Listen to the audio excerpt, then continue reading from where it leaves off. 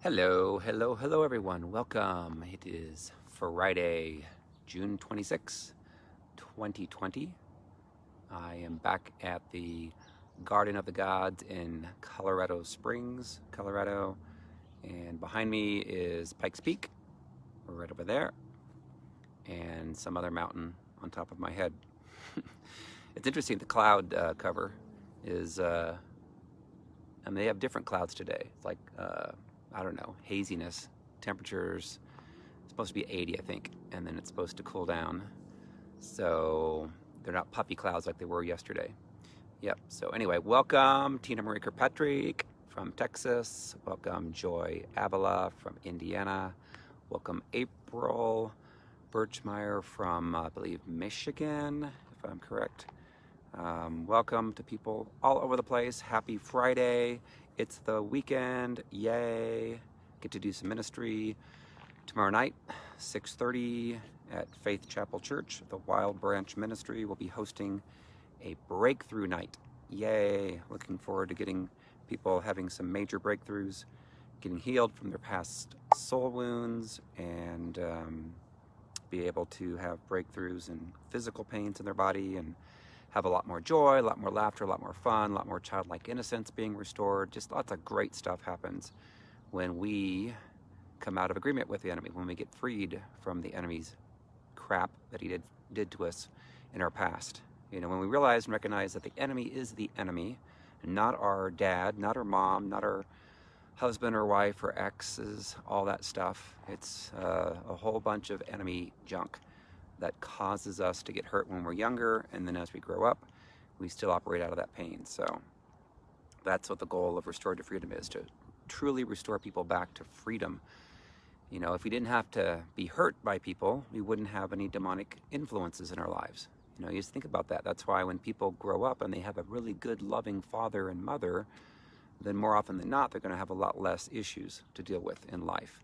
But how many of us had that? You know, nobody had a perfect dad or mom. You know, nobody did. When we get hurt, there's sexual stuff that happens to us. So anyway, I'm looking forward to tomorrow night. In fact, I'll share this tonight. I just got a call right before I started from my good friend Doug Sneed from the River House in Jacksonville, Florida, where I'll be at September 25th, 26th, doing ministry. And he said, "So what are you doing tonight, Nelson?" And I'm like, "Well, why?" I'm like, actually, I've got tonight off and open, and I treasure having nights off and open because oftentimes weekends I don't have them. So anyway, he's like, "Hey, we having a roundtable discussion, and one of the people that were on there, I think it's his wife or something, getting ready to have a baby, whatever. So." Or not feeling well, something like that. So they asked me, "Hey, would you be willing to join?" And I'm like, I think I can do that. So anyway, it's going to be cool because we're going to be talking about what God's saying to each of us, what's going to happen between now and the end of the year, 2020. So I love, that topic because I do have a whole lot of stuff the Lord's been showing me about what's going to happen. A lot of cleansing the Lord's going to be doing. A lot of people who have need of getting their soul wounds healed are going to get them one way or the other. Either they're going to willingly repent and God's going to bless them greatly, or if they resist and they continue to operate in these wounds and stuff, and again, there's people that are not even close to being Christians that are in politics and government and so forth. The Lord's cleaning house and justice is going to be served. So anyway, lots of stuff God's in the process of doing, and he's using people here on earth, you and I, to do his work. So anyway, good stuff. So Pikes Peak, again, is right there, 14,000 feet up. There's like 54 mountains in Colorado that are 14,000 feeters. That's a long ways up. I drove to the top of that, but I've never hiked it. I was going to hike it actually yesterday, but glad that I didn't because they had a bunch of thunderstorms that came in. That's the biggest concern, is once you get above the tree line, people get hit by lightning, or they can. And that's not a good thing. So I'm glad that I didn't. I feel much better. I did walk for probably 3 hours yesterday, afternoon, evening. I love to exercise, love to, that's how you stay in shape. Obviously, you can't just sit around and I know some people get wounded from fathers and mothers in sexual violations when they're growing up, and that affects them the rest of their life. If they still have anger and bitterness and stuff inside of them, then that's how the enemy has legal right to get a lot of sickness and disease and stuff in our bodies, is because we still have anger and bitterness that's within our minds and our hearts. And then the root of bitterness gets to continue to grow, and we have all these thoughts from the demons that say, keep hating them, keep hating them. Your dad, your mom, your brother, your sister, all these bad people did so many bad things, the pastor. And when you do that, then you come in alignment with the enemy. And then you're not going to have peace, you're not going to have joy, you're not going to have good health. You're going to not be able to go for walks when you're in your 50s and 60s and 70s. And it's not a good life. It's death. And I don't want people to have that. I want people to get freed and enjoy life, and go for hikes. I love hiking. I love it. I love being around nature and going into the mountains and seeing what God's going to do to surprise me. In fact, what God surprised me with this week is the #1 video that's being watched this week is not any of my Facebook Lives that I've done, teachings, but deer on Sunday night. I think it's got like 4,700 views or something of these 5 deer, which that in itself is kind of crazy, because I was on my way to do a training of my RTF deliverance team, and I saw this deer on Vindicator Drive, and just noticed the deer, and I'm like, oh my gosh, it's right there next to the street. What is this deer doing? And so I drove on, did my Facebook live teaching, and then I went for a hike. And then as I was driving back, I saw the deer still there. And I'm like, what is the deer? Oh dear, what is the deer doing right next to the street? You could get hurt, you could get hit by a car. And so I passed it, I pulled into a grocery store, waited, and I sensed the Lord said, go back, go back. I'm like, really? I'm like, I don't know, I want to go back to my hotel. Nope, go back to the deer. So I drove back to where the deer was. The deer was no longer there. This time there were 5 deer that were grazing on grass next to this couple of houses, or condos or whatever, right off the street. And I'm like, well, that's nuts. What are they doing right there? And then eventually I did a video of them, posted it, and then after I posted the video, I saw one of the bigger deers chasing one of the smaller deers away. And that smaller deer was taking off as fast as it could because it was afraid of the bigger deer. And I'm like, why are you doing that? Why are you guys striving? Why are you fighting? Do you guys have father wounds, mother wounds, sexual violations? Oh dear, they need healed.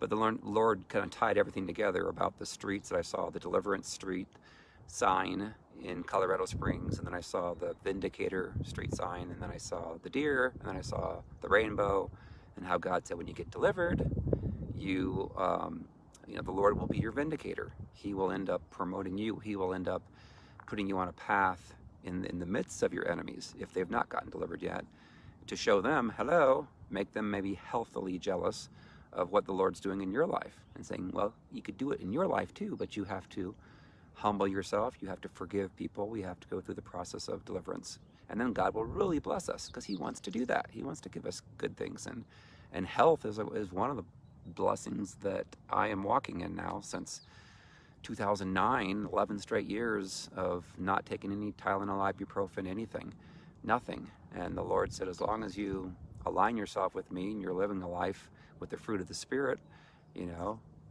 doesn't mean I'm perfect, because I'm not. I slip up here and there, and I need to repent when I do that and ask for forgiveness. And I may have to go to other people and say, please forgive me, I made a mistake, and that's what we need to do. And then the Lord can keep us clean. It's like washing our car. We have to wash the car periodically because we get dirty. And that's the same principle in life, is people are going to say things and do things to try to hurt us. We have to forgive them. If we end up getting angry, oh my gosh, you wouldn't believe what they said and did, and then you go out and rant and rage on Facebook for weeks and months, then people know, hello, you don't have your soul wounds healed. Hello, demons are going to have legal rights to torment your mind.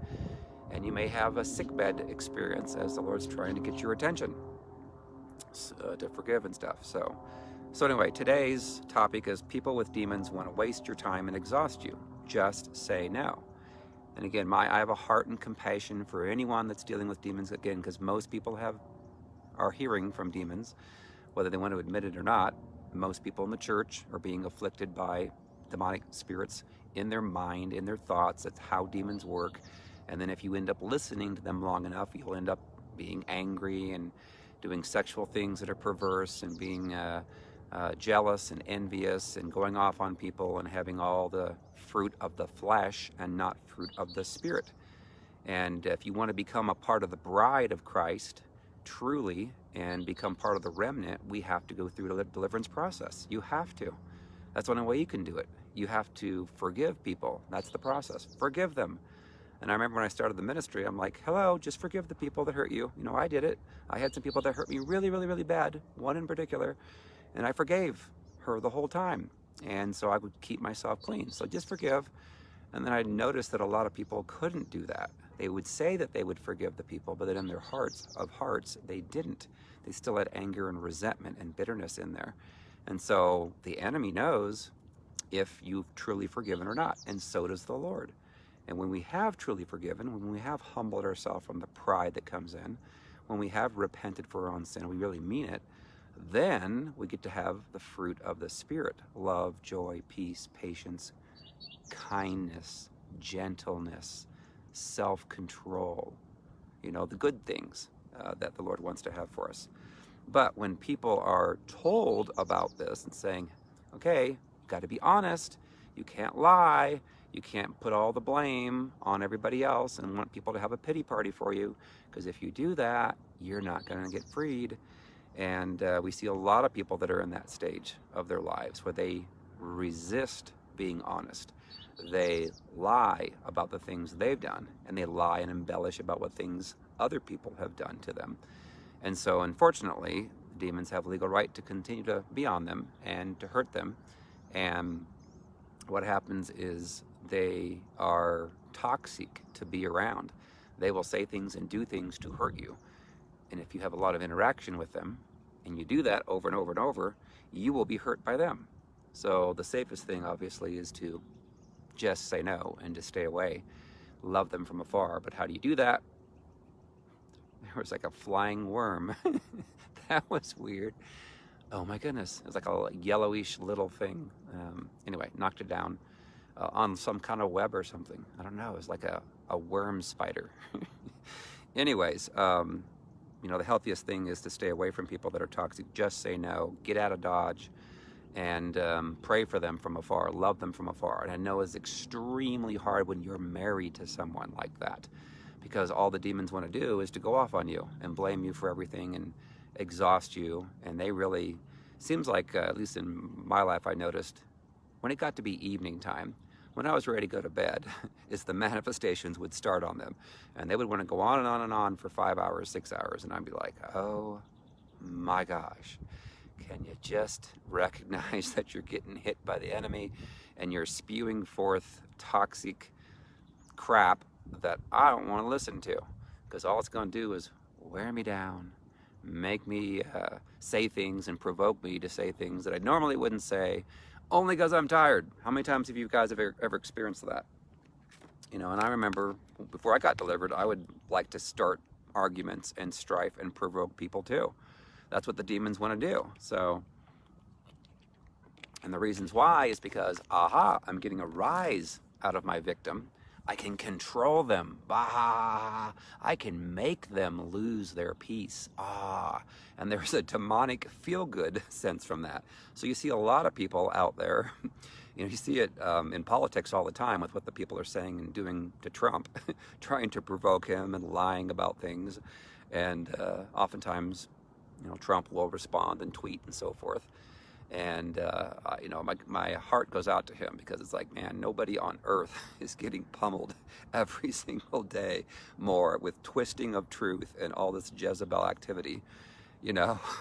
So hopefully one day I can meet him and let him know about Jezebel, Leviathan, Ahab, and connect the dots, you know. And I know I've had a couple dreams where I have talked to him and Melania, and gotten the tour of the White House. I had 2 different dreams and had lunch with them once. So that would be awesome. I would love to do that. That would be so cool.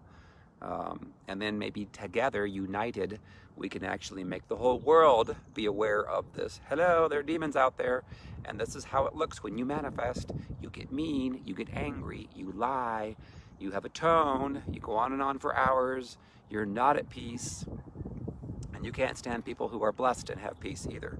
It's going to make their lives miserable.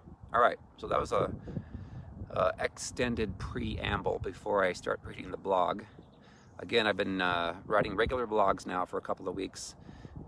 I still don't like writing, but I know that it's helping because a lot of times people don't like to watch an hour video where they can read things on their own time, which I get that. So anyway, here comes some people hiking. I am off a little bit from the path. Oh good, they're going a different way. Yes! So anyway, I'm up here at Garden of the Gods. The Rocky Mountains are behind me, Pikes Peak right there. And it's a perfect day right now. Right now the sun's got some clouds covering it, and it's like, I don't know, 77 degrees, something like that. All right, so I'm gonna read my blog, and then I will dive down. And again, the focus of the blog is about people who refuse to get delivered, you know, because again, I have a heart and compassion for those who are trying to, as best they can, trying to save their marriage, trying to save the relationships that they have. Oh my gosh, there goes a woman with a baby on the back of her. Maybe even two babies, I don't know. She's got a huge backpack thingy on. Oh my gosh, I was thinking about that the other day. You know, if I were to climb to the top of Pikes Peak, I would have to have a whole bunch of water bottles or Camelback water there with protein bars in order to make it all the way up there, and that would probably weigh another 20 pounds, you know. But I'm like, she's carrying a baby on the back of her. Kudos to, in fact, I remember once climbing with my good friend Dan Workman over, we were actually west of Bethel, west of Redding, before they had the fire and stuff that burned everything down. But we were hiking back to a waterfall, and he was getting kind of worn out, and we kept asking people, how much farther? 20 minutes. And then like 20 minutes later we'd walk, how much farther? 20 minutes. And then we'd walk another 20 minutes, ask another person, how much farther? Oh, about 20 minutes. And so he's like, he was really getting exhausted. And then when we finally got there to the waterfall, there was a lady that had a baby on her back, and she had hiked the whole thing, and he was just like, man, I feel so out of shape and bad. I'm like, yes. All right, so anyway, let's go ahead and read the blog. Okay, in my ministry of deliverance since 2015, that's when I started. I transferred out of the corporate business world into ministry in 2015. I didn't start doing it full time until 2017.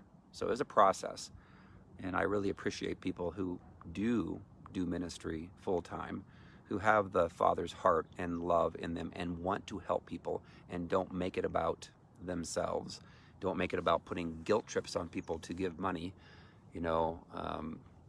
And I believe, I'll just speak this, as I believe the Lord is in the process of cleansing the people in ministry, you know, those who have manipulated people and schmoozed with people and made it about themselves and not about the Lord and about the souls, made it about money and stuff. The Lord is in the process of giving them a wake-up call, saying enough is enough is enough is enough. Stop it.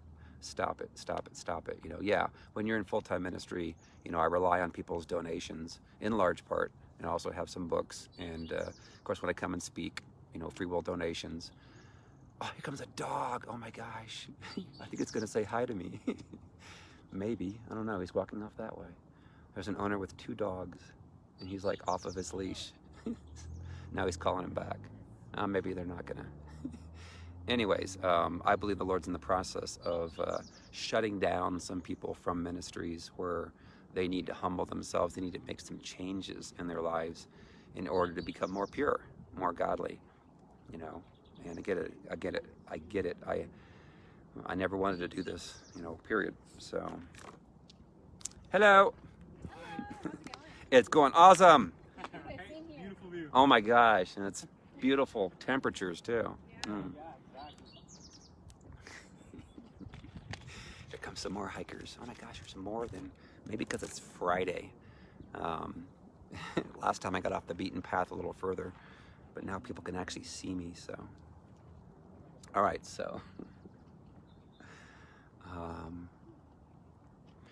So anyway, in my ministry of deliverance since 2015, I've become very familiar with people who genuinely want to be emotionally healed from their past wounds and delivered from the demons tormenting their mind and body. You know, I've seen them, you've seen them, a lot of you are following. They're like, you know what, I want to be freed. And oftentimes it is a process. When you start the process, you know, I do these worldwide deliverance sessions once a month, doing one on Sunday, in fact. There, perfect timing to remind people. This Sunday at 9 o'clock Eastern, 6 o'clock Pacific, we'll be doing the next worldwide deliverance session. And the goal of that is to introduce people to the fact of how wounds turn into allowing demons to torment them in their thoughts, and then that can come in to give us physical pains in our body, and how it all works. And then I take people through the deliverance and have a soul wound healing session. So the goal of that is to get people set free and delivered, but I understand that it's going to oftentimes take people weeks or months to truly be freed from the past. There's been people who have been following me for 3 years, and they're way, you know, better off now than what they were 3 years ago. There's some that have been following for a year. And there's a lot of people, when I take them through the deliverance sessions, they'll yawn. That is like the most common thing that I've seen, is yawning, you know, and we can deal with yawning. I don't want to see vomiting. I don't want to seeing people barking like dogs and slithering like snakes. That's demons causing them to manifest, you know. So that's how you know when people are manifesting, is they're barking like dogs, or slithering like snakes, they're meowing like cats, so they're vomiting like vomiters, you know, whatever.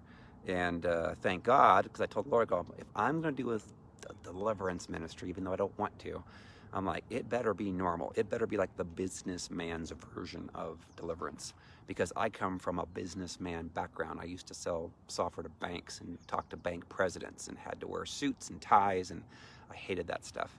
That's why I don't wear suits and ties anymore. I wear golf shirts and hiking shirts, and I'm wearing shorts right now, you know, and so I like to be comfortable. Anyway, those who truly want and desire to be freed, it can take a process. And it normally does. Why? Because it's taken you maybe 30, 40, 50, 60, 70 years to get to where you're at. And you can imagine how many wounds you've gotten from however many people. And if we've not truly forgiven them, then it just compounds. You have more demons reminding you of all the bad things people did to you. Oh my gosh, I got sexually touched. I was abused here. I was hurt by my dad, by my mom, by the pastor, by the pastor's wife, you know, by the worship leader, by the intercessor leader, by the deliverance people, all these people. I'm smelling. I think somebody's smoking marijuana. Oh my gosh. Oh my gosh. You know what? I had never smelled marijuana until I played softball with my son-in-law, or stepson, my stepson. And I never smelled the smell of marijuana before. We were playing softball with a whole bunch of other people that weren't Christians, and these people were smoking marijuana. And I'm like, what is that smell? That's such a unique smell. And he goes, you don't know what that is? I'm like, no. He goes, that's pot. And I'm like, what? Really? And I'm like, so ever since I smelled that, I'm like, man, I'm going to be on to it the next time I smell that. So, wow, are we having fun or not here? You know, again, I'm not religious, just to let you guys know, because I never wanted to do this ministry. I didn't want to do any ministry. So, hello, Joy Avila from Northern Indiana. Yay. So, and I'll be coming back to Indiana probably in July. Seeing how well, I don't know, we'll see. I think I will. I have to be July 19th in Ohio at Eagle's Nest International Church. Just to let everybody know, I might be going to Texas. Maybe, we'll see, in the coming weeks before I get to go to Ohio. So we will see. Alrighty, so those who continue to press in and are honest will own their own issues of needing to work through forgiveness of those who hurt them and pride issues and repentance for the sin that they have done. You know, we see a lot of people that pursue that, and as they pursue that and they want that, they eventually get it. You know, the Lord wants to reward us with being freed. He doesn't want us to be tormented forever, but it's up to us. We're the one that has the key to that. We're the ones that can truly forgive people who hurt us for the bad things and damaging things that they said and did to us. And if we won't do that, then the Lord's like, hello, I can't do what I want to do in your life. I can't get you freed from the tormenting thoughts of the demons in your mind, up to 50 to 60,000 thoughts a day. And let's face it, you know, I had, who was a lady I was talking to yesterday, was describing some of the thoughts she was hearing from the demons. And she's like, yeah, I was getting these thoughts. I couldn't sleep well at night. I'm like, yeah, you were letting the demons speak to you. She goes, you think those were demons? I'm like, well, hello? Yeah. You know, all you're getting is condemning thoughts. That's sure not coming from the Lord. She's like, well, I couldn't stop it. I'm like, yeah. I go, because you've been hurt. You've been hurt in your past. You still have, you need to ask Jesus to come and speak to you and give you a word. You give you why did my dad, you know, whatever, leave me? Why did my stepdad hurt me? Why did this happen? Let Jesus give you a word, and then when you get that word, you can then understand how to forgive them. And when you forgive them, bam, no more legal rights for the demons to torment you about that wound. That wound's now been healed. You can talk about it without having a whole bunch of thoughts and anger and bitterness. All right, so I'm also familiar with people who struggle greatly to be honest. Again, if people lie about things in their life, then that will allow the enemy to have legal right to keep tormenting them.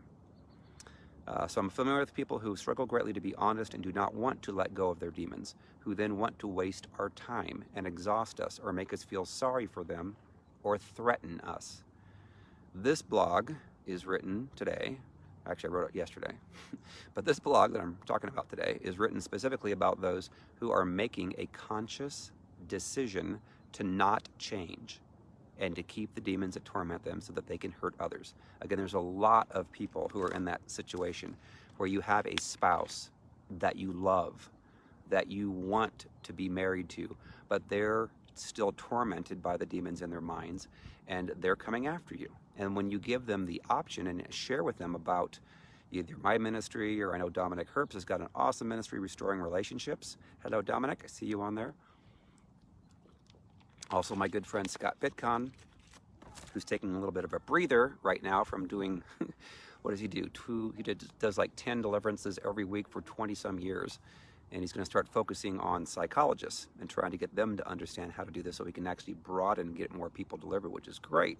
I just love that. So anyway, there are people who legitimately don't want to get set free. Why? Because they have a lot of anger and bitterness still in their hearts, and they won't repent. They won't humble themselves. They won't be honest. So there's a lot of people who are married to people that are like that, that are being pummeled by verbal abuse, by physical abuse, by sexual abuse, but most of it's going to be emotional abuse. And a lot of these people are in the church, calling themselves Christians, but yet behaving everything other. Boy, there's a lot of hikers today. This must be Hikers Day to come to Garden of the Gods in Colorado Springs. All right. So I have talked to literally thousands of people who have had so much of their time wasted as they have come to experience that these people they were loving on and trying to help did not actually want to be set free from their demons, but only wanted to argue and strive and cry and get their sympathy and prey upon them to give them money. I see this a lot of times. We see this on Facebook, social media and stuff, where people who are struggling, getting freed, hearing the voices of the enemy, will write these social media posts and or do Facebook Lives where they are like crying and trying to get sympathy and trying to get money out of people. And that's not right.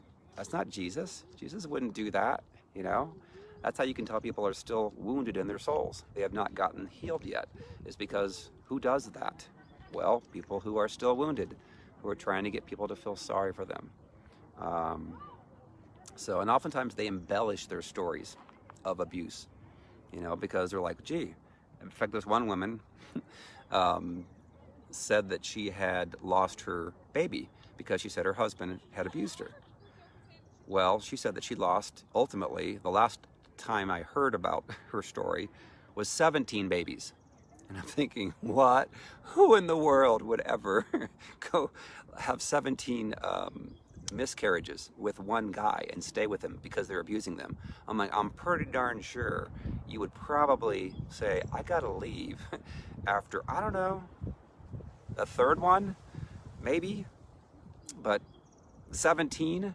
And so what happens is the enemy convinces people, well, gee, if I'm gonna share the story, if one time of abuse or losing of a child is good, 5 would be even more impressive. I get more sympathy probably for that. And maybe if I stretch it to like 10, oh my gosh, I could get a lot more money that way from people. Or maybe if I said 17, yes, that's the perfect number, 17. So I see that, you know. And again, I'm learning as I go. I've only been doing this ministry, again, 5 years. And every time I get amazed by more of experiences and or testimonies from people that are just so embellished. And it's just like, really? You think people are going to believe that? Well, the demons convince them. Oh yeah, and I can even have some tears come up and start crying and get a whole bunch of people to give me a whole bunch of money. You know, that's how I see a lot of people, and God's not in that. God's gonna, you know, again, give them to the Lord. Vengeance is mine, saith the Lord. There's a lot of these people that are wounded will say, vengeance is me, saith me. And they will go after and target you and try to lie about you and hurt you. Oh my gosh, that breeze feels so good. It's like perfect weather out here.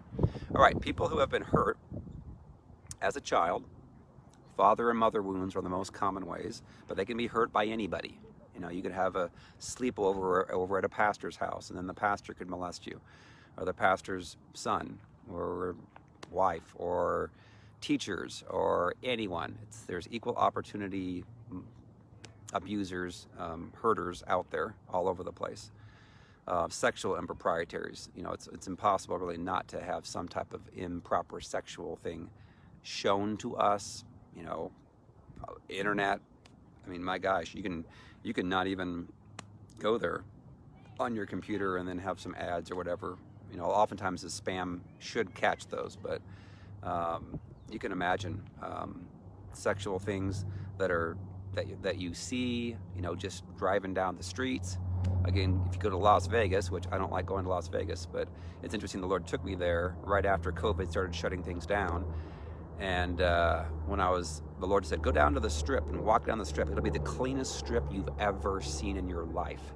So I go down to the strip, I start walking down there, and sure enough, everybody's clothed. All the women are wearing clothes, and there's very few people down there, but I'm seeing families like riding bikes and skateboarding together and enjoying life in a pure godly way. And I'm thinking, my gosh, where have all the bad people had gone? And the Lord's like, I'm cleansing. I am exposing the people doing sin and doing the evil stuff, and I'm cleansing that. And I believe that's what he's going to be doing, you know, throughout the end of this year. He's cleansing the church, people in church who are actively involved in doing evil things and perverse things and sexual things. The Lord's calling it out. The Lord's exposing it now. It is time to become the pure and spotless bride, because there's too many people in the church that say they're Christians and they're not. And they're not even on their way to heaven, you know. And some of them can try to cast out demons in Jesus' name and prophesy. You know, there's a lot of people that are prophetic that need to get delivered so that they're truly set free and saved, because a lot of them, you know, are prideful because, oh my gosh, I can prophesy over you, and yet they're a mess inside, you know. And the Lord knows the truth. The Lord looks at the heart, looks at the mind. He knows it. You know, we can't lie. The hikers are out. It's Hikers Day, yay! In Garden of the Gods. All right, let me go back. So, people who have been hurt as a child, had not had their soul wounds healed yet, or delivered, can often behave in angry, stubborn ways like a spoiled child. Some would call them brats. They throw adult temper tantrums, raise their voice, have a tone, lie about you, and expect to get their way. As people usually give in to them, to save themselves an hour or more of time listening to them argue and strive. I get that. I know what that's like. I mean, if you tend to give in to the person, I went through thousands of these opportunities to observe, is I knew when my ex-wife would say something that if I didn't do what she wanted, she would start to go off, and it would maybe for a few hours. And if I would say yes to everything, even though I knew that it wasn't the best decision, it would save myself an argument. So that's what happens is the demonic spirits in a person knows that if they get mad and angry and tolerate or have a temper tantrum, then they're going to get their way. And you see that with what's going on with Trump. Trump is like not saying yes to the people that are getting mad and yelling and screaming. And they don't know what to do with that because they're like, wait a minute, we always get our way when we yell and scream. And now we're not. What? He's going to actually maybe put us in jail for throwing bricks and rioting? Oh my gosh, he can't do that. He's so racist. He's so this and that. And it's just like, really? Maybe he's trying to actually have a semblance of justice in this world, and maybe you need to get your wounds healed and delivered. Yeah, maybe, you think? I think so.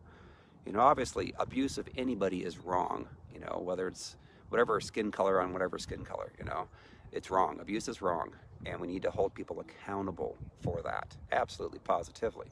You know, people need to get their soul wounds healed and get delivered. So, alrighty, so they throw adult temper tantrums, raise their voice, have a tone, lie about you, expect to get their way, as people usually give in to them to save themselves an hour or more of time listening to them argue and strive. Their alternate personality, again, when we get wounded in the past,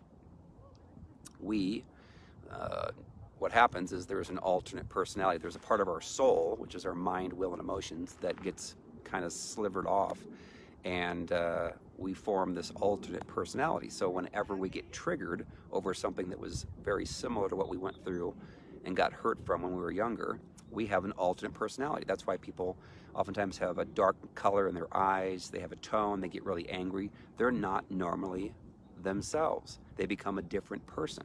It's because those demonic spirits are speaking to them real things that are causing them to take an offense, to be jealous, to get angry over stupid things, you know, ridiculous things, and they over freak out, basically. I don't know if that's a term, a psychology term, overly freaking out, but that's what they do. And that's because they have an alternate personality that still is got demons in it tormenting them, and they need to get the wounds healed from their past by asking Jesus to come heal them, give them a word, and then command the demons to go that attach to the wounds, and then they're at peace all the time. They don't lose their peace. You know, I can just speak from experience. I used to get triggered up until I went through deliverance in 2008. The end of 2008, the Lord delivered me supernaturally. And I was so much different. I was like at peace, like almost all the time. And I was gentle and I was loving. And when my oldest son would say or something, do something that was out there, I could be calm. I wouldn't go off anymore. And I'm like, wow, who am I? How did I become this way? And it was because the Lord had supernaturally taken that stuff out and delivered me from it. So it was amazing. There goes another hiker. There's a lot of hikers out here today. All right, so their alternate personality is rearing its ugly head and is full of demons, telling them to behave this way. Unfortunately, they are ungrateful, selfish, and feel entitled. Do you know anyone that's been entitled, feel like they're entitled to everything? We have a whole society of people that are feeling that they're entitled to everything. And all they have to do is get mad and yelling and screaming and get angry and threaten, and then they get their way.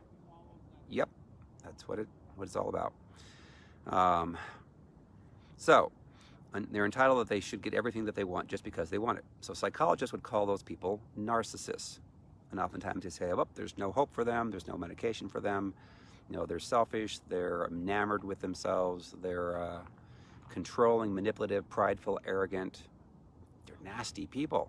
Well, you got to separate the people from the demons. It's the demons that are causing them to do that because they got hurt when they grew up. That's how you become a narcissist, is you have a person that really hurts you deeply, like your father, like your mother, like your stepfather, stepmother. You may get sexually touched by your brother, by your sister, by other people. And that's what gives legal access to demons, to have legal rights to come in and torment you, is going through painful experiences from traumas from the past. So I have a heart for people that would be considered narcissists. But those who have had, who've been a part of any narcissist support group, there's a lot of people that have anger and bitterness and hatefulness towards them. I don't have any anger, hatred towards people that would be considered narcissists. I have compassion because I know truly how they got that way. And that's how we should look at them as well. But it doesn't mean that we should be tolerating their abuse and be around them every day. Because if we are, we're going to get hurt. You know, I can't have somebody yell at me for 5 or 6 hours in an ungodly way, because eventually I'm going to either say something back to them I'm not going to want to say, or you want to get a gun and kill yourself because the demons keep tormenting you because of this, whatever, your relationship that you had. So you need to get away from them. You need to get away. So we see a lot of people today in society who expect to get anything they want, and when people say no, they throw a fit and they threaten them and they act like a spoiled brat. We are seeing a lot of that today when people of authority tell them no, and then they manifest demonically on them and act crazy, selfish, and accuse people of things that are not true to turn others against them so they can control them to make them do what they want. Here come some hikers and they're wearing a mask. Oh my gosh, that is just the most bizarre concept in the world to me. Why would you wear a mask when you're hiking? It's really hard to do that. So, I mean, it's hard enough to wear it inside of a church and try to worship. Oh my gosh, it's got a full-on mask too. Oh, anyway. So there are people in all walks of life who simply want to waste your time. They want to exhaust you. They want to get something for nothing and will accuse you of lies and try to make your life hell.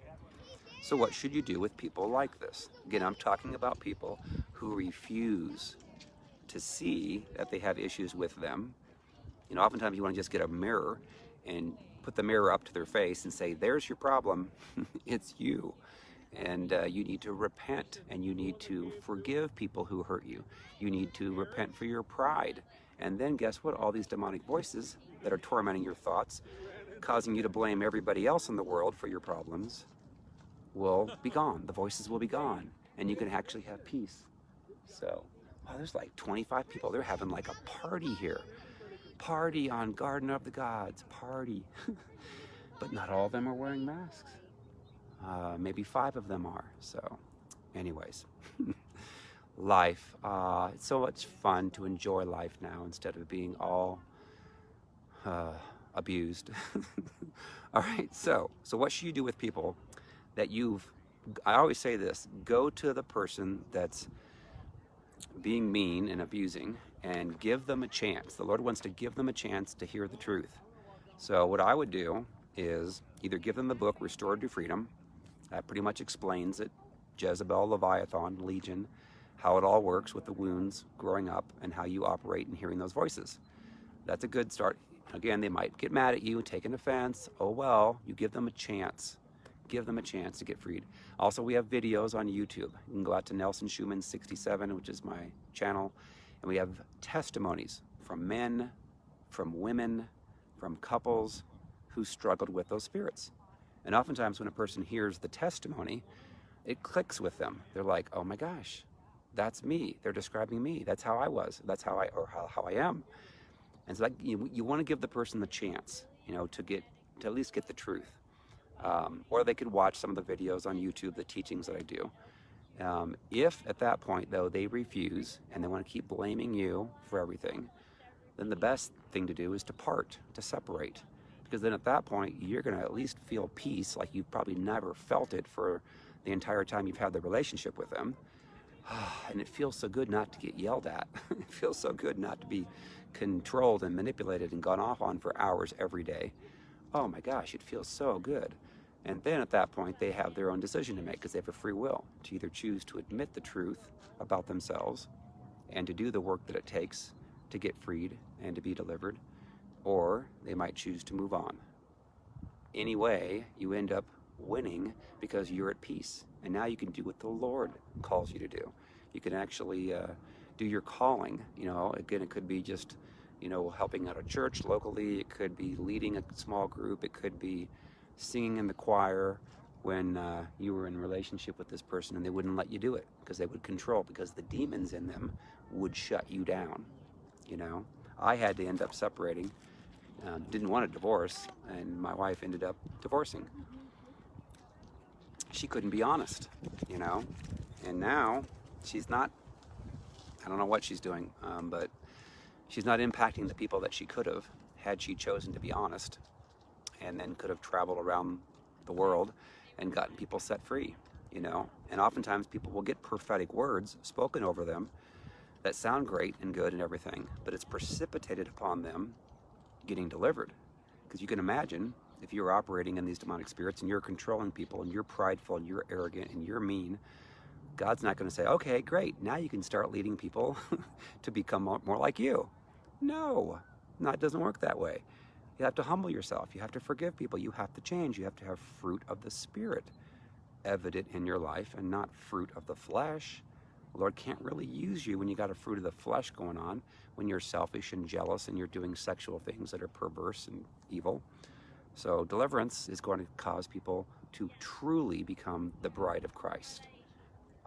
So much more peaceful. You're not getting 50,000 thoughts a day in your mind from the enemy, 80% of them negative, and tormenting other people. It's such a great life. You get to enjoy life. So again, what should you do with people like this? Simply just say no and walk away and have nothing to do with them. You can call it loving them from afar or from the balcony. They do not have any desire to change or get along with you. They want to wear you out and make your life miserable. Again, the demons in them want to do that. So the best thing to do is to separate yourself from them and do what God is calling you to do. So always ask the Lord to confirm, to give you a word, give you dreams. You know, I never tell anybody to divorce anybody, but I do say, you know, separation is a healthy thing to do, because at least you break down the immediate attacks that happen to you all the time. I mean, I know it. I've been through it a couple times, and it's not fun. You know, once you separate, at least you've got the peace. You know, yes, they may still text you and call you, and if you get on the phone call and they treat you horribly and they go off on you, then you're going to have to say goodbye. Do not tolerate abuse. And so many of us have tolerated it for so long, it's become the norm. That's why what you see with President Trump, he's standing up now to the abusers, those that had taken control of this world, and he's saying no. And they're like throwing adult temper tantrums at him, getting all mad and angry. And it's just amazing. And some of those people are from the church. So let's call the truth. All right, so never engage with a person whose demons are manifesting in them verbally, because you can never reason with a demon or a person being influenced by the demons. You can't. You cannot have you'll go crazy trying to logically explain to them. I mean, I know oftentimes you feel like you need to record them, and sometimes you do. So you can play it back for a person when you're going to counseling and saying, listen, this is how they are to me. You wouldn't believe how horrible that they are to me, because they act all sweet and nice, you know, in front of you, but not behind closed doors. They sure don't. So anyway, they are much, much better, the demons are, at verbal battles for hours and hours and twisting what was said and making you out to be the bad guy or the bad girl. So you are much better off just getting away from them and cutting off all communication to be able to keep your peace on. All right.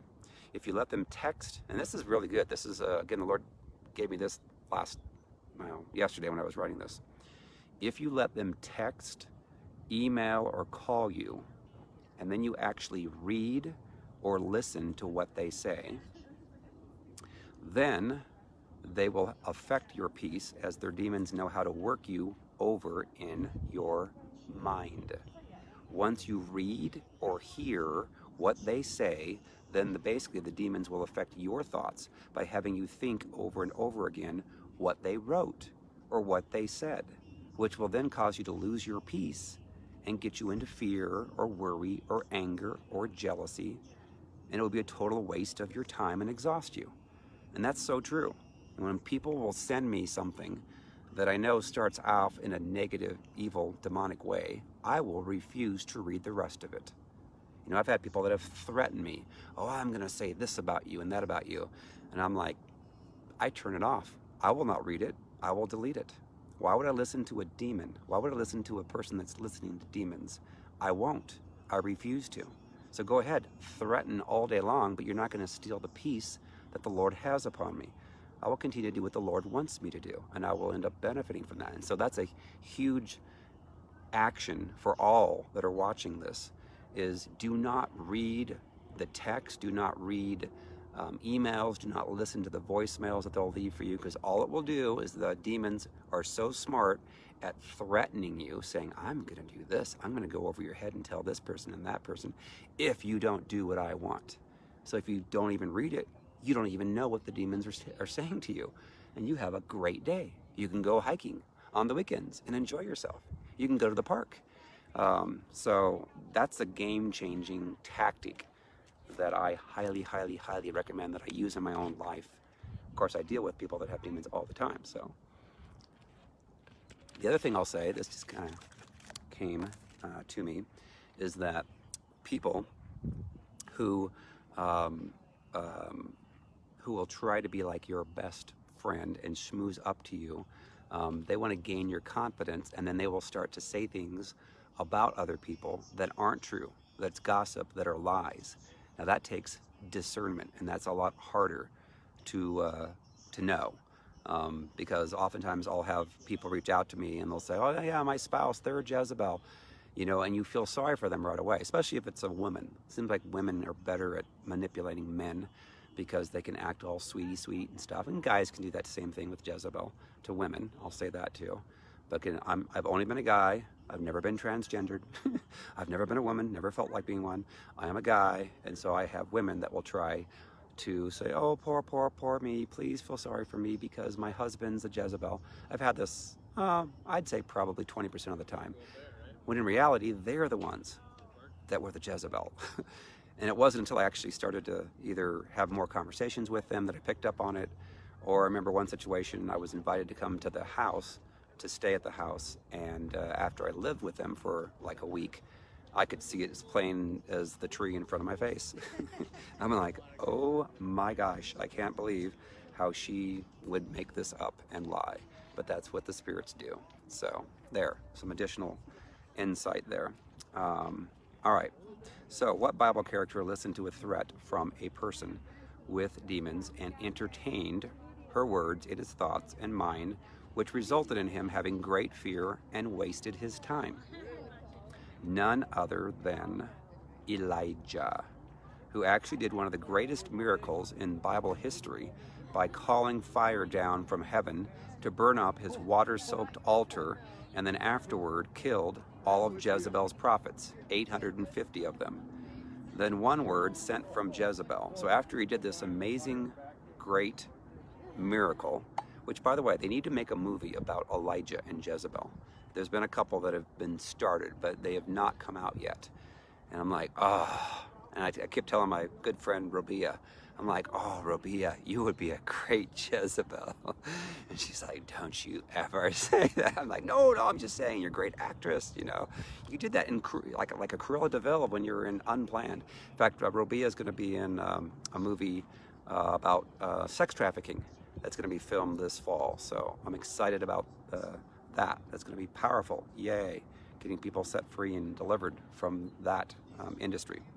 All right, so after Elijah had called the fire down, burned up the altar, and then he killed 850 of Jezebel's Baal prophets and Asherah prophets, then all it took was one word from Jezebel. So he got it delivered through a messenger.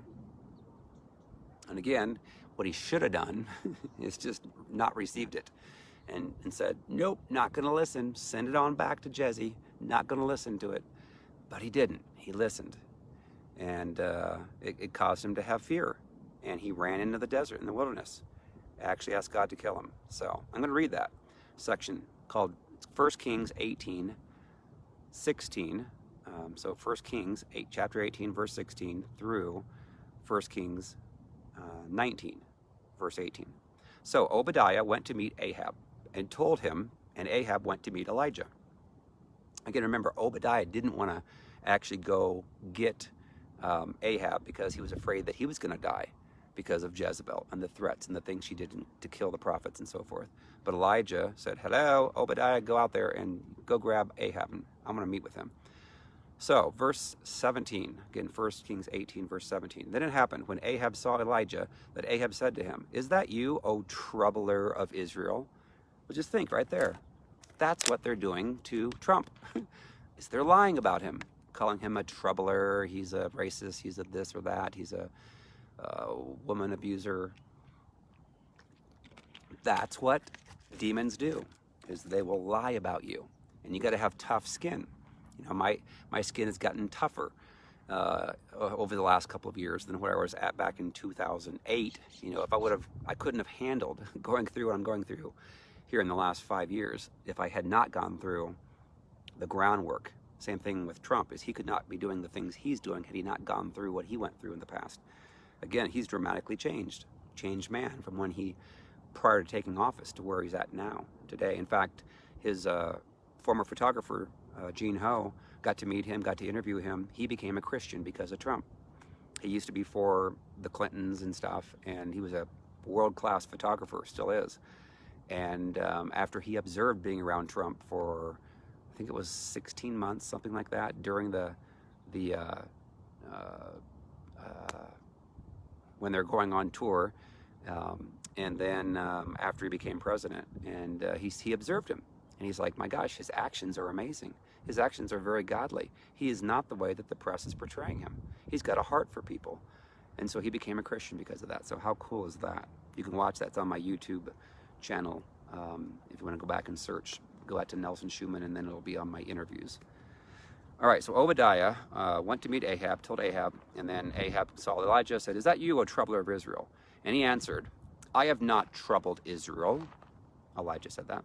But you and your father's house have, and that you have forsaken the commandments of the Lord and have followed the Baals. Now therefore send and gather all Israel to me on Mount Carmel. I've been there on Mount Carmel. I've seen it. It's really windy, way up on high. That's where the battle took place. I saw the statue of Elijah there too. So cool. You can overlook the Megiddo, where the Armageddon, the last war, is going to be fought. And I could just feel the presence of the Lord when I was there. I was like, oh my gosh, I want to come back here. And then you could see the Mediterranean Sea in the distance, where the cloud, the size of a man's hand, came over after the showdown. All right. Now therefore send and gather all Israel to me on Mount Carmel, the 450 prophets of Baal and the 400 prophets of Asherah, who eat at Jezebel's table. So Ahab sent for all the children of Israel, and gathered the prophets together on Mount Carmel. And Elijah came to all the people and said, how long will you falter between two opinions? If the Lord is God, follow him. But if Baal, follow him. So he's giving them an option. Well, that's cool. But the people answered him not. They were probably a little afraid, because if they're going to follow God, maybe Jezebel might kill them. That's probably what's going through their minds. Then Elijah said to the people, I alone am left a prophet of the Lord, but Baal's prophets are 450 men. Therefore let them give us 2 bulls, let them choose 1 bull for themselves, cut it in pieces, and lay it on the wood, but put no fire under it. And I will prepare the other bull, and lay it on the wood, but put no fire under it. Then you call on the name of your gods, and I will call on the name of the Lord. And the God who answers by fire, he is God. So all the people answered and said, it is well spoken. Good job, Elijah. Now Elijah said to the prophets of Baal, choose 1 bull for yourselves, and prepare it first, for you are many, and call on the name of your God, but put no fire under it. So they took the bull which was given them, and they prepared it, and called on the name of Baal from morning even till noon, saying, O Baal, hear us. But there was no voice, no one answered. Then they leaped about the altar which they had made. And so it was at noon that Elijah mocked them, and said, cry aloud, for he is a god. Either he is meditating, or he is busy, or he is on a journey, or perhaps he is sleeping and must be awakened. So isn't it interesting that Elijah the prophet was mocking the enemy? You think about that with President Trump. How many times does he mock those that come against him? And a lot of times people are like, they go off and say, he shouldn't be saying that or doing that or tweeting that. You know, well, Elijah did it. Did he not? He did. Isn't that interesting? So they cried aloud and cut themselves, as was their custom, with knives and lances, until the blood gushed out on them. And when midday was past, they prophesied until the time of the offering of the evening sacrifice. But there was no voice, no one answered, no one paid attention. Then Elijah said to all the people, "Come near to me." So all the people came near to him. And he repaired the altar of the Lord that was broken down. And Elijah took 12 stones, according to the number of the tribes of the sons of Jacob, to whom the word of the Lord had come, saying, "Israel shall be your name." Then with the stones he built an altar in the name of the Lord, and he made a trench around the altar large enough to hold 2 seahs of seed. And he put the wood in order, cut the bull in pieces, and laid it on the wood, and said, "Fill 4 water pots with water, and pour it on the burnt sacrifice and on the wood." Then he said, "Do it a second time." And they did it a second time. Then he said, "Do it a third time." Can you imagine at that point, people are like, "Really? Are you crazy, Elijah? You're putting 3 water parts of water on there? It's never going to catch fire." So the water ran all around the altar and also filled the trench with water. And it came to pass, in fact, I remember when I was a little boy, my mom read me that story. We had like the Arch books. I think it was called Arch. I don't think it was Archway. Those were cookies, I believe. But we had those too. But I think it was the Arch books. And she had all these Bible stories. And I always remember when she read me that about Elijah and how cool that it was to actually see it. Because, you know, when I'm reading the Bible, it really just describes it. But to actually see a picture of it was really cool. So, all right. That just got triggered in me. That's a healthy trigger, healthy memory. Wouldn't you like to have memories and triggers of good things and healthy things and not bad things that have happened to us? It's so peaceful. All right. So, came to pass at the time of the offering of the evening sacrifice that Elijah the prophet came near and said, "Lord God of Abraham, Isaac, and Israel, let it be known this day that you are God in Israel, and I am your servant, and that I have done all these things at your word. Hear me, O Lord, hear me, that this people may know that you are the Lord God, and that you have turned their hearts back to you again." Then the fire of the Lord fell. Man, can you imagine watching that? That'd be like up on top of Pikes Peak, right there. And you end up making an altar there, and all of a sudden, whoosh, fire comes down from heaven. Bam! And it burns everything up. Oh my gosh. So then fire of the Lord fell and consumed the burnt sacrifice and the wood and the stones. It burnt up the stones. Did you know that? Did you realize that? And the dust. And it licked up the water that was in the trench. Now when all the people saw it, they fell on their faces. No kidding. I would think they would fall on their faces. I would hope they would. And they said, "The Lord, He is God. The Lord, He is God." And Elijah said to them, "Seize the prophets of Baal. Do not let one of them escape." So they seized them, and Elijah brought them down to the brook Kishon and executed them there. Okay, there are people who are doing very evil things today, oftentimes related to Baal, and part of Baal is Moloch. Moloch is taking babies and killing them. There's a lot of people that have been killing babies. Of course, there's abortion that we are hoping and praying that that comes to an end soon in America. In large part thanks to the movie Unplanned that my friend Robia was in. You know, that's a tremendous life-changing movie if you haven't watched that, because it shows how it really is. And that's why we're seeing a lot of these Planned Parenthoods get shut down. But you see all of this evil that is going on, where people are drinking the blood of tortured children. That's not cool. That's not cool at all. That is called adrenochrome, where they drink the blood of kids that are 8 and under. And there's people in Hollywood that do that. There's wealthy people that are doing that. So, you know, if you've done any research whatsoever about what President Trump's looking to do, he's to bring them to justice. And some of them might be executed. That means they could die, because pedophilia and hurting God's children is not cool. That is perverse and that is demonic.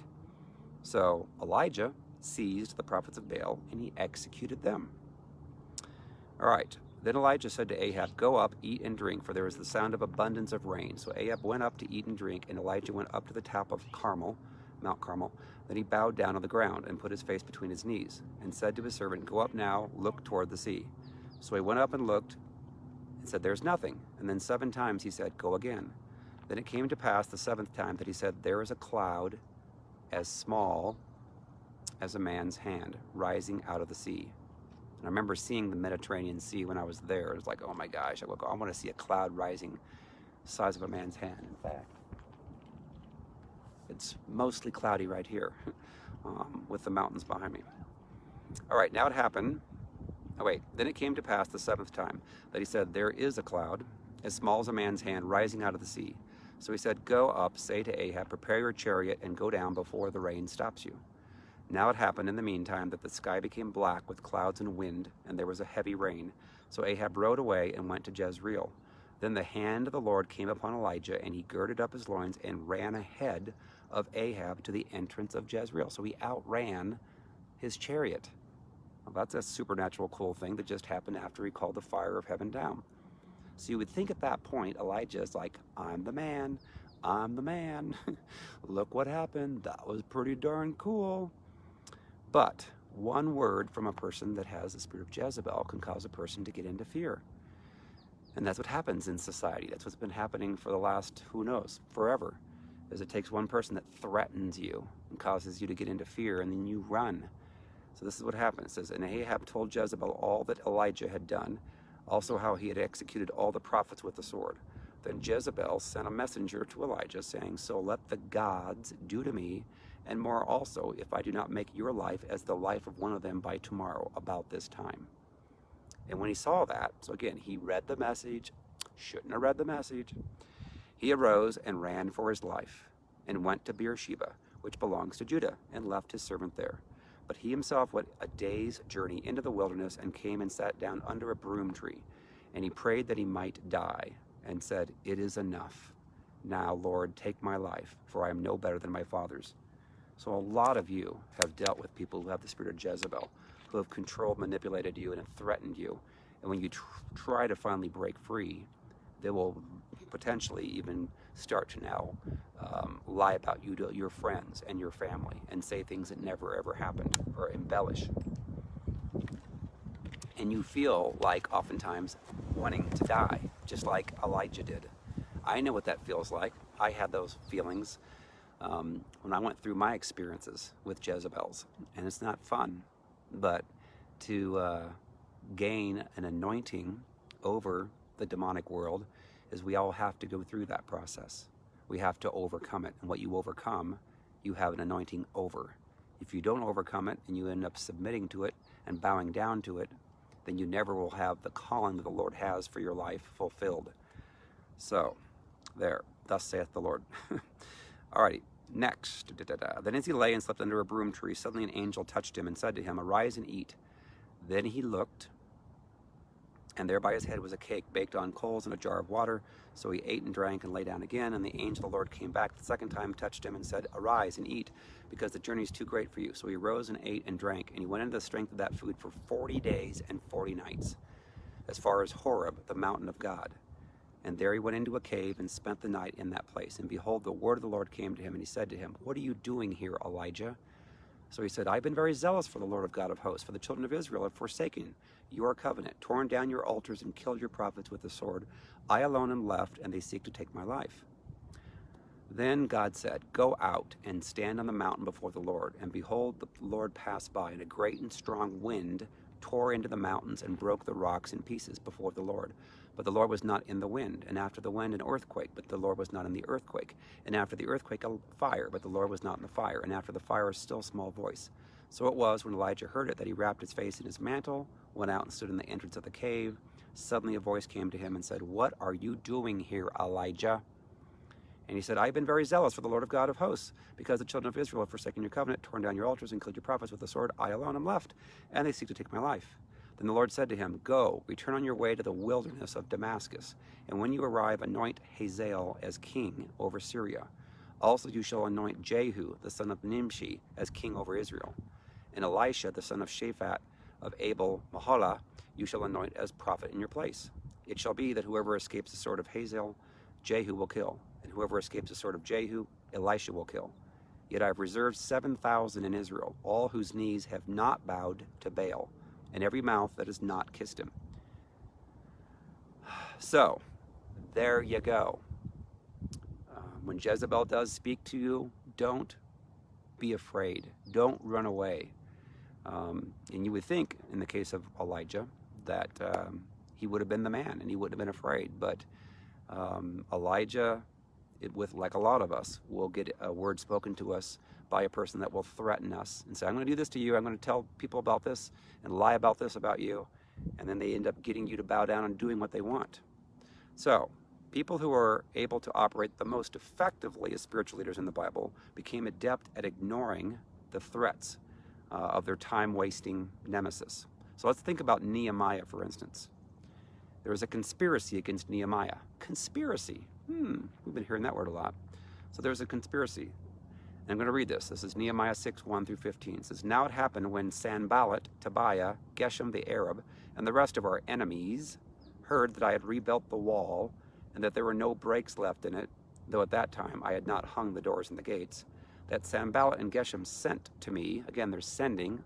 Jezebel always seems to send a message to a person to read or to hear, saying, Come, let us meet together among the villages in the plain of Ono. But they thought to do me harm. So he knew what they were up to. It was no good. So I sent messengers to them, saying, I am doing a great work so that I cannot come down.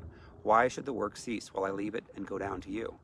But they sent me this message 4 times, and I answered them in the same manner. So 4 times. So Jezebel, people that have Jezebel will continue to try to wear you down over and over and over again until you give in to them. You think about Samson and Delilah. Delilah wore him down over and over and over again until he finally told the truth about what gave him strength.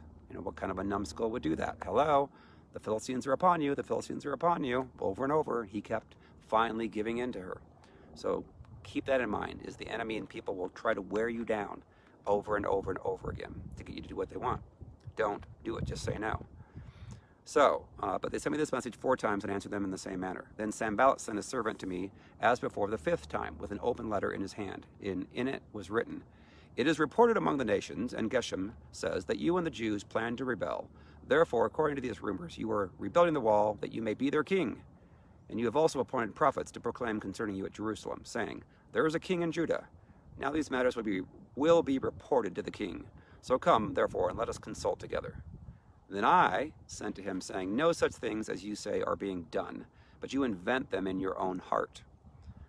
For all they were trying to do was to make us afraid, saying, Their hands will be weakened in the work, and it will not be done. Now therefore, O God, strengthen my hands.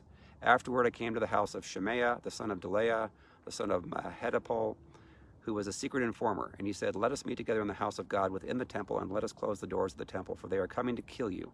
Indeed, at night they will come to kill you. And I said, Should such a man as I flee? And who is there such as I who would go into the temple to save his life? I will not go in. Then I perceived that God had not sent him at all, but that he pronounced this prophecy against me, because Tobiah and Sanballat had hired him. For this reason he was hired, that I should be afraid and act that way in sin, so that they might have cause for an evil report, that they might reproach me. My God, remember Tobiah and Sanballat according to their works, and the prophetess Noadiah, and the rest of the prophets who would have made me afraid. And then verse 15, so the wall was finished on the 25th day of Elul in 52 days.